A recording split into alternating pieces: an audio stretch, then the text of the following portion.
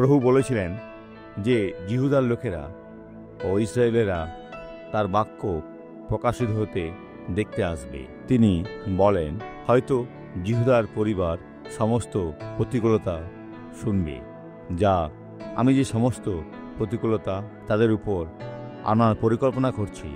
ভাইরা, আমাকে এটা আবার পড়তে দাও। হয়তো আমি জিহুদা কুলের উপরে যে সমস্ত অমঙ্গল ঘটাইবার সংকল্প করিয়াছি, তারা সেই সমস্ত অমঙ্গল কথা শুনিয়া প্রত্যেকে আপন আপন কুপথ হইতে ফিরিবে, আর আমি তাহাদের অপরাধ ও পাপ মার্জনা করিব। দুর্ভাগ্যবশত তারা শোনেনি। আমার সাথে এখন যারা প্রার্থনা করছে তারা আমার কথা শুনছে না। ঈশ্বর চান আপনি পরিত্রাণ পান স্বর্গে তার সাথে অনন্তকাল ধরে, এবং আগুন ও গন্ধকের হতে নয়। এখন প্রার্থনা করি। পিতা, আমি এখন এই ব্যক্তিকে আশীর্বাদ করছি যে বলছে, হ্যাঁ প্রভু, আমি এটা চাই। মন্দ এই ব্যক্তির হৃদয় ছেড়ে দাও। আমি তোমাকে বলছি, চলে যাও এবং আর কখনো তাদের উপর অত্যাচার করো না। যিশুর নামে। ভাইরা, ঈশ্বর আপনাদের আশীর্বাদ করুন।